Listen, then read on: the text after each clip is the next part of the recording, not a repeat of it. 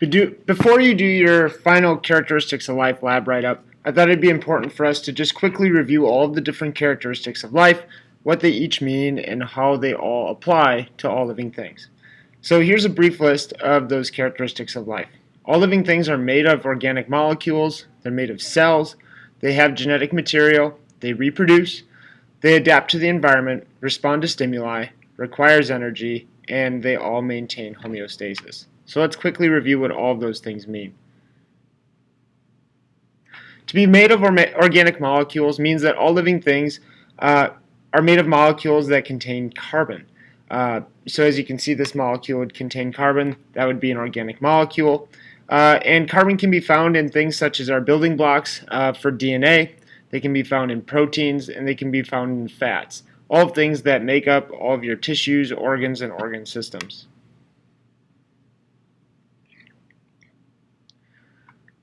Living things are also all made of cells. We can take those organic building blocks and we can arrange them in different ways to make the cell. And cells carry out all of the basic structures and functions for all living things. And you got to remember that the structure of it matches its function. So a red blood cell is meant to flow through a vein and an artery, so therefore it's round in shape so that it can easily flow and not clot and cause you to have a stroke or a heart attack. It also has that divot in here where it carries oxygen. Muscle cells are longer so that they can do contractions and allow you to flex and move. They also contain many mitochondria, which are your powerhouses of the cell. They produce energy in the form of ATP, and they allow you to move. Your nerve cells are meant for communication. Different cells in plants are going to have different structures than a red blood cell would, for example, because they have different functions. And the cell is a protective unit for genetic material. All living things contain genetic material. In eukaryotes, like plants and animals, that genetic material is found in a nucleus. In prokaryotes, like bacteria, it's not in a nucleus because they're more simple and less complex life forms.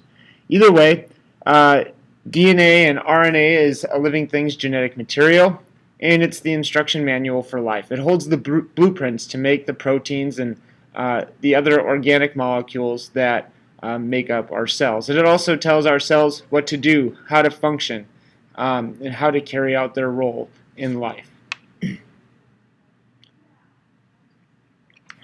Living things also reproduce.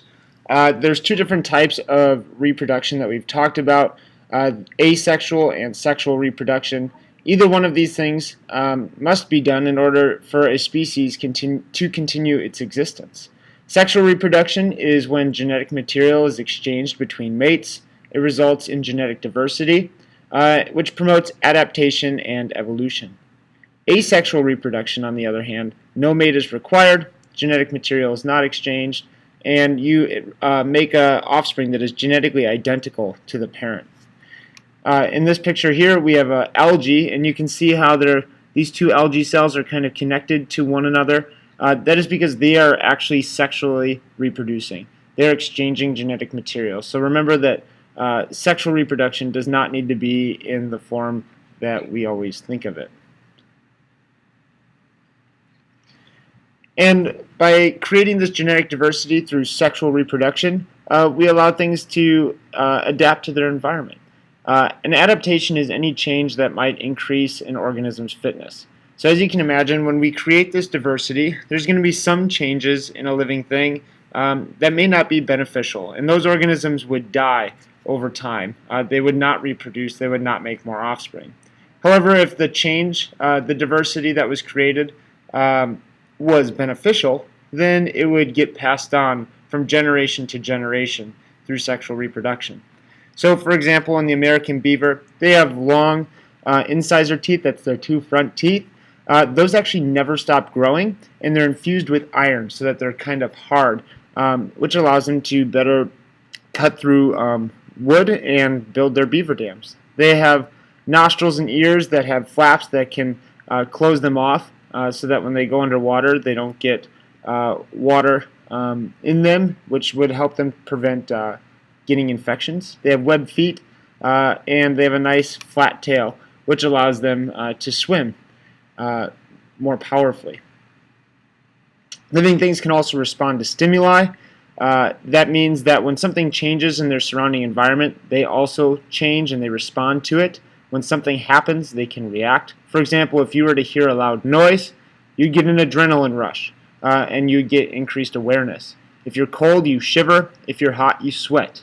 If you feel pain, you do something to relieve that pain.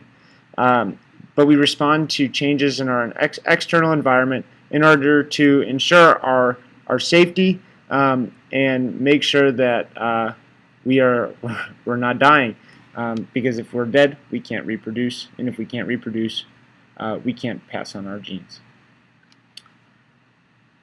All living things also require energy. In order to meet all of the other requirements of life, to respond to stimuli, to maintain homeostasis, to make proteins, to reproduce, we have to have energy. That's why you eat 3 times a day. That's why living things hunt. That's why plants do photosynthesis and collect sun energy to make their own food. But all living things require energy. And all of these things together work to help organisms maintain homeostasis. All living things have to keep a constant internal environment. Humans keep a constant internal environment with body temperature, 98.6 degrees Fahrenheit. Cells have to regulate how much salt, sugar, water, or toxins are in them. And they work in units in order to do that. If we're not maintaining homeostasis, our body begins to shut down. We respond to stimuli such as cold by shivering in order to increase our body temperature and help us to maintain that 98.6 degrees Fahrenheit. Again, if we don't maintain homeostasis, our body doesn't function, or living things don't function at the level that they're supposed to, and they can't carry out their basic needs. And lastly, all living things, in order to be considered living, must, I repeat, must meet all of these characteristics of life. If they do not meet one of them, they're not a living thing. They maybe have once lived, but they are now dead, or they were never living at all. In order to be living, you must meet all of the characteristics of life.